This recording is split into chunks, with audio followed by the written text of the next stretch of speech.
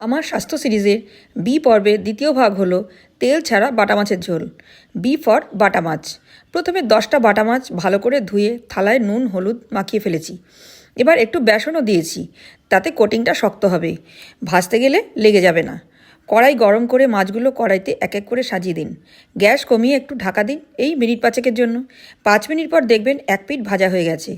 বাকিটা ভাটার জন্য আবার আরেক পিঠ উল্টে দিন। ঢাকা তুলে দেখুন কি সুন্দর তেল ছাড়া মাছ ভাজা হয়েছে।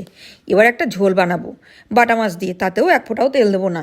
এবার কড়াই গরম করে কালো জিরে ভেজে নিন, লঙ্কা কুচি কুচি করে দিন, কিছুক্ষণ নাড়াচাড়া করে 1 বাটি কাটা টমেটো, 1 চামচ নুন, 1 চামচ হলুদ, 1 চামচ কাশ্মীরি লঙ্কা নেড়ে চেড়ে গ্যাস কমিয়ে ঢাকা দিন। কিছুক্ষণ পর ঢাকা তুলে দেখবেন সব ঘ্যাট হয়ে গেছে। এবার জল দিয়ে ঝোল ফুটতে দিন। ভালো করে ফুটে গেলে মাছগুলো ছেড়ে দিন। এবার আমি আমার ঘরে বানানো ফিশ কারি মশলা দেবো। এটা আমার চ্যানেলে দেওয়া আছে। ওপর থেকে ধনেপাতা ছড়িয়ে ফুটিয়ে নামিয়ে দিন। দেখুন বন্ধুরা, মাছটা ভাজার জন্য আমি তেল দেইনি, ঝোলের জন্য এক ফোঁটাও তেল দেইনি। তো কত সুন্দর দেখতে হয়েছে। এভাবেই খান আর পেটের যত্ন নিন।